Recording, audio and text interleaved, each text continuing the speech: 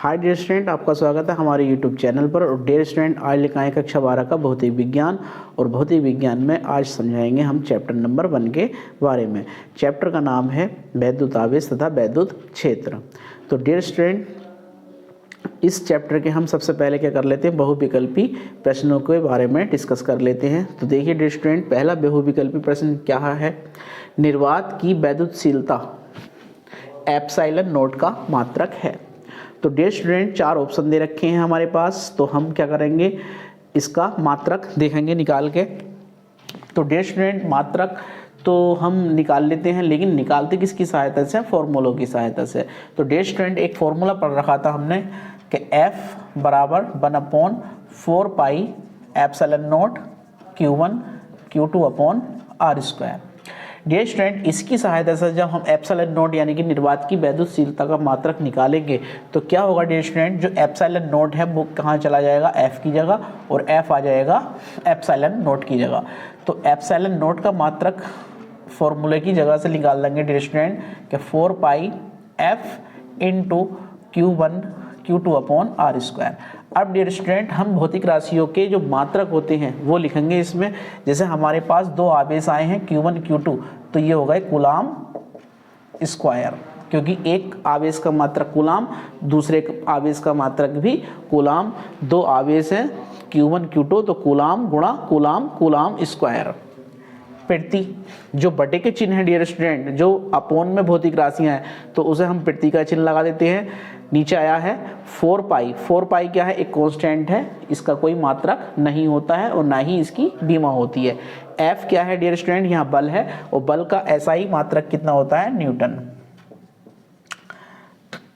और dear student, R² है, R क्या है, लेंथ है, और इसके मात्रक होता है मीटर। स्क्वायर है तो मीटर स्क्वायर। तो डियर स्टूडेंट, मीटर स्क्वायर। अब देख लीजिए हमारे जो ऑप्शन दे रखे हैं 4। पहला ऑप्शन है कूलाम स्क्वायर प्रति newton metre square, coulomb square प्रति न्यूटन मीटर स्क्वायर। तो पहला ही ऑप्शन इसका क्या हो गया डियर स्टूडेंट, सही हो गया। अब देखिए डियर स्टूडेंट, दूसरा है हमारे पास 2 समान आवेशों Q तथा Q को जोड़ने वाली रेखा के मध्य बिंदु पर एक आवेश Q रख दिया जाता है। यह स्टूडेंट, यह 3 आवेशों का निकाय संतुलन में होगा यदि Q का मान होगा। तो हमें Q का मान, स्मॉल q का मान निकालना है डियर स्टूडेंट। तो स्मॉल q का मान निकालेंगे कब, किस कंडीशन में निकालेंगे कि आवेशों का निकाय संतुलन में होगा। जब आवेशों का निकाय संतुलन में होता है डियर स्टूडेंट, तो उस पर लगे बलों का परिणामी क्या होता है डियर स्टूडेंट, शून्य आ जाता है। तो देखिए डियर स्टूडेंट, संतुलन में निकालना है हमें, तो क्या करेंगे, एक लाइन लेंगे, 2 समान आवेशों को जोड़ने वाली रेखा, एक रेखा ले ली हमने और 2 आवेश ले लिए, इस पर भी Q दिखा दिया और यहाँ भी Q दिखा दिया, और इन दोनों को जोड़ने वाली एक ये रेखा हमने x मीटर की ले ली।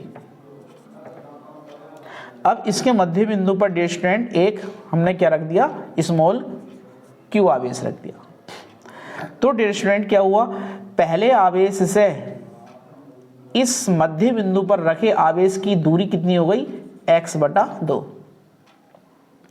और डियर स्टूडेंट, इस आवेश यानी कि प्लस q आवेश से इस वाले आवेश यानी कि दूसरे q आवेश की दूरी कितनी हो गई, x। तो यहाँ पर हमारे 2 बल लगे। पहला बल क्या होगा, q आवेश के कारण स्मॉल q पर लगा बल F1, और डियर स्टूडेंट प्लस q आवेश के कारण प्लस q आवेश यानी कि कैपिटल Q पर लगा बल F2।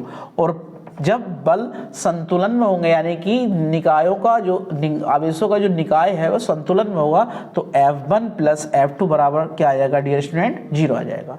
इसी की सहायता से हम क्या निकाल देंगे, Q का मान निकाल देंगे। तो देखिए डियर स्टूडेंट कैसे करते हैं, हमने क्या किया है, F1 प्लस F2 बराबर 0। F1 Q आवेश के कारण स्मॉल q पर लगा बल होगा, तो बल कैसे निकालते हैं, कूलाम के नियम अनुसार डियर स्टूडेंट कि F1 निकालना है तो 1/4 pi epsilon naught Q1 capital Q हो जाएगा और Q2 स्मॉल q, और अपॉन में जो बीच की दूरी है इनके x/2 का स्क्वायर यानी कि x²/4 प्लस दूसरा बल क्या होगा डियर स्टूडेंट, प्लस Q यानी कि कैपिटल Q आवेश के कारण कैपिटल Q पर लगने वाला बल F2। तो F2 कितना हो जाएगा 1/4πε0 कैपिटल Q गुणा कैपिटल Q बटे x², क्योंकि डिस्टेंस कितनी है डियर स्टूडेंट, अब कैसे x है, x² बराबर 0। यहाँ से क्या करेंगे 1/4πε0 x², 1/4πε0 x², इन दोनों को कॉमन लेके 0 में पहुंचा देंगे। तो यहाँ क्या बचेगा कैपिटल Q इंटू Q और बटे में डियर स्टूडेंट कितना बचेगा 4, बटों के बढ़ने में वो ऊपर पहुंचेगा 4Q² प्लस यहाँ पर कितना बचेगा डियर स्टूडेंट Q² बराबर 0। अब इन दोनों में से कैपिटल Q क्या है कॉमन है और उसे 0 में पहुंचा दीजिए। तो ये हो जाएगा यहाँ पर 4 स्मॉल q बचेगा और प्लस का यहाँ से Q² Q कॉमन ले लिया कैपिटल Q, तो इस कैपिटल Q बचेगा बराबर 0। यहाँ से जब हम स्मॉल q की वैल्यू निकालेंगे तो पहले क्या चला जाएगा Q कैपिटल Q इधर आ जाकर माइनस का हो जाएगा और फिर 4 इसके बटे में। तो डियर स्टूडेंट कौन सा ऑप्शन आ रहा है B। अब देखिए डियर स्टूडेंट तीसरा बहुविकल्पी क्या है। देखिए डियर स्टूडेंट तीसरे में क्या है, किसी वैद्युत रोधी माध्यम का परावैद्युतांक क्या हो सकता है। तो वैद्युत रोधी माध्यम के लिए परावैद्युतांक के का मान डियर स्टूडेंट कितना होता है 0 होता है। तो हमारा ऑप्शन बी राइट हो जाएगा। अब देखिए डियर स्टूडेंट क्वेश्चन नंबर 4 क्या है, वैद्युत क्षेत्र की तीव्रता का मात्रक है। तो वैद्युत क्षेत्र की तीव्रता का फॉर्मूला कितना होता है E बराबर F/Q0, क्योंकि फार्मूलों से ही क्या निकलते हैं डियर स्टूडेंट, बीमाएं भी फॉर्मूलों से निकलती हैं और मात्रक भी फॉर्मूलों के द्वारा ही हम निकालते हैं। तो देखिए डियर स्टूडेंट E का क्या है F/Q, F का मात्रक कितना होता है यानी कि फोर्स का मात्रक न्यूटन प्रति, बटे का चिन्ह प्रति में बोला जाएगा और Q0 यानी कि आवेश है और आवेश का मात्रक कूलाम। तो डियर स्टूडेंट वैद्युत क्षेत्र E का मात्रक कितना आ गया न्यूटन प्रति कूलाम। कौन सा ऑप्शन हुआ सी ऑप्शन आपका राइट हो गया। तो डियर स्टूडेंट एक इसका स्क्रीनशॉट ले लीजिए। तो डियर स्टूडेंट पांचवा विकल्पी है वैद्युत क्षेत्र की तीव्रता का मात्रक है। तो डियर स्टूडेंट पहला ऑप्शन है वोल्ट प्रति मीटर, दूसरा है वोल्ट प्रति मीटर स्क्वायर, तीसरा है वोल्ट मीटर और चौथा है dear student volt metre square. तो एक फॉर्मूला पढ़ा था हमने, क्या था, वैद्युत क्षेत्र की तीव्रता E बराबर V/D। B क्या है यहाँ डियर स्टूडेंट, दो प्लेटें हैं और उन प्लेटों के बीच का विभवांतर है। विभवांतर का मात्रक कितना होता है वोल्ट, बटे का चिन्ह प्रति में चेंज हो जाता है और D क्या है प्लेटों के बीच की दूरी।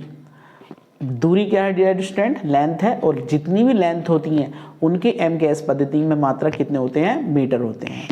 तो डियर स्टूडेंट D का मात्रक हो गया मीटर। तो मात्रक क्या बना फॉर्मूले से वोल्ट प्रति मीटर। तो डियर स्टूडेंट पहला ही ऑप्शन इसका करेक्ट होगा। वैद्युत क्षेत्र की तीव्रता का मात्रक वोल्ट प्रति मीटर भी होता है। छठा है डियर स्टूडेंट निम्न में से कौन सा वैद्युत क्षेत्र का मात्रक नहीं है। मेरे हिसाब से सबसे ज्यादा मोस्ट इंपोर्टेंट जो MCQs है तो यही है, निम्न में से कौन सा वैद्युत क्षेत्र का मात्रक नहीं है। 4 ऑप्शन दिए हैं डियर स्टूडेंट, 3 विकल्प वैद्युत क्षेत्र की तीव्रता का मात्रक होंगे और एक नहीं हो, इसमें वही हमें टिक करना है। तो डियर स्टूडेंट न्यूटन प्रति कूलाम जो हमारा फार्मूला था कि वैद्युत क्षेत्र की तीव्रता E बराबर F/Q0, F का मात्रक न्यूटन और प्रति आवेश का मात्रक कूलाम। तो ये तो है मात्रक न्यूटन प्रति कूलाम वैद्युत क्षेत्र की तीव्रता का। वोल्ट प्रति मीटर अभी निकाला है, ये भी है। जूल प्रति कूलाम और डियर स्टूडेंट चौथे को और देख लेते हैं, जूल प्रति कूलाम मीटर, ये किसका मात्रक है। तो ये भी शायद वैद्युत क्षेत्र की तीव्रता का ही मात्रक है। कैसे है डियर स्टूडेंट, जैसे हमारे पास F है बल, बल को हम काहे में तोड़ेंगे कार्य के रूप में, क्योंकि जूल आया है। तो हमने कार्य का फार्मूला पढ़ा है कार्य W बराबर होता है F इंटू डी, यानी कि बल गुणा विस्थापन। F का अगर हम निकालेंगे तो F बराबर हो जाएगा W अपॉन डी, यानी कि जूल प्रति मीटर, यानी कार्य बटे विस्थापन, वो सॉरी हाँ कार्य बटे विस्थापन, यानी कि जूल प्रति मीटर, जूल प्रति मीटर।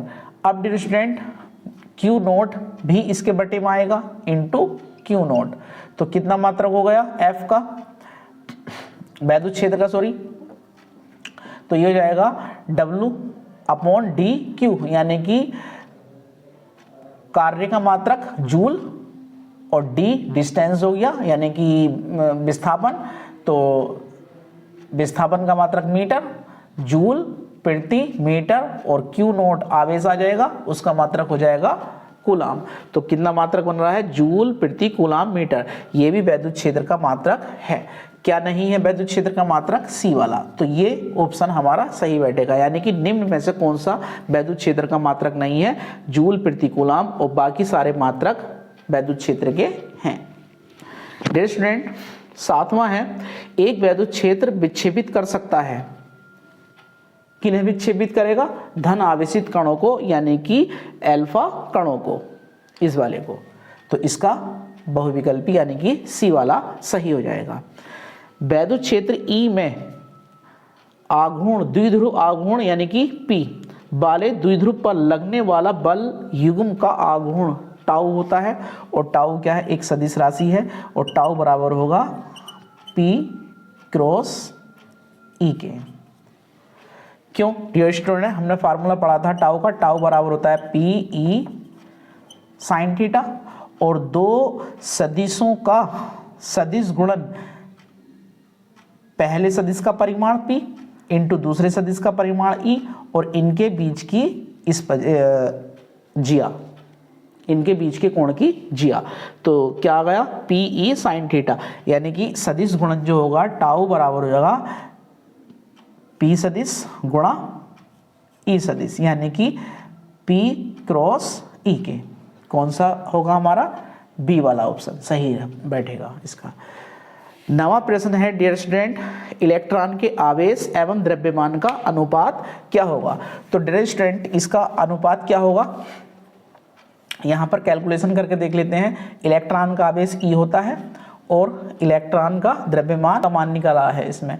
तो E की वैल्यू कितनी होती है स्टूडेंट, 1.6 गुणा 10 की घात -19 कूलाम, और द्रव्यमान इलेक्ट्रॉन का होता है 9.1, लेकिन कैलकुलेशन के हिसाब से हम कितना रखेंगे, 9 रखेंगे। तो ये हो जाएगा 9 गुणा 10 की घात -31 kg। तो मात्रक हो जाएगा कूलाम पर kg। अब हमें कैलकुलेशन करनी है इसकी। तो सबसे पहले क्या करेंगे, घात को ऊपर ले जाएंगे, और जो घातें ऊपर जाती हैं तो वो अपने चिन्ह का विपरीत हो जाती हैं। जैसे यहाँ नीचे माइनस की 31, ऊपर जाके ये प्लस की हो जाएगी। तो ये डिस्टेंट हो जाएगा 1.6 बटा 9 गुणा 10 की घात -19, और ये प्लस की हो जाएंगी ऊपर जाकर 31 कूलाम प्रति kg। अब डिस्टेंट करना क्या है हमें, जैसे इसका पॉइंट हटाना है तो दशमलव किधर चलेगा, राइट हैंड साइड में। जितने अंक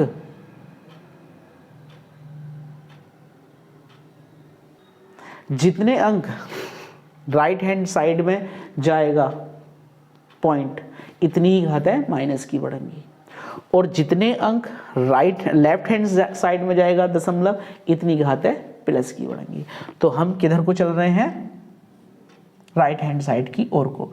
तो इतनी ही घातें माइनस की हो जाएंगी, माइनस का एक अंक चलेंगे, यानी कि एक अंक कूदेंगे तो माइनस की एक घात बढ़ेगी। तो ये हो जाएगा 16 बटा 9 गुणा 10 की घात, माइनस की एक ये और 19 ये 20 हो गई, प्लस की माइनस की 20 और प्लस की 31। तो प्लस की कितनी बची, 11। अब 9 से भाग कर लो डियर स्टूडेंट, किसे, 16 को। 16 को भाग करा हमने 9 से, तो कितना आएगा, 9 एकम 9, घटा दो, कितना बचा, 7, पॉइंट लगा लो 0, 9 सत्ते 63, कितना बचा, 7, पॉइंट लगा हुआ फिर जोड़ो, फिर 9 सत्ते 63।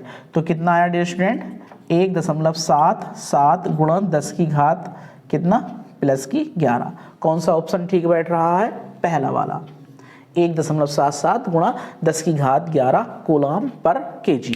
तो डियर स्टूडेंट एक इसका स्क्रीनशॉट ले लीजिए। तो डियर स्टूडेंट अब हम अपने यूट्यूब चैनल पर फिजिक्स कक्षा 12 का भी स्टार्ट करेंगे। तो डियर स्टूडेंट अगर हमारी वीडियोज आपको पसंद आती हैं तो प्लीज़ हमारी वीडियोज़ को लाइक करें, शेयर करें और हमारे यूट्यूब चैनल को सब्सक्राइब करें।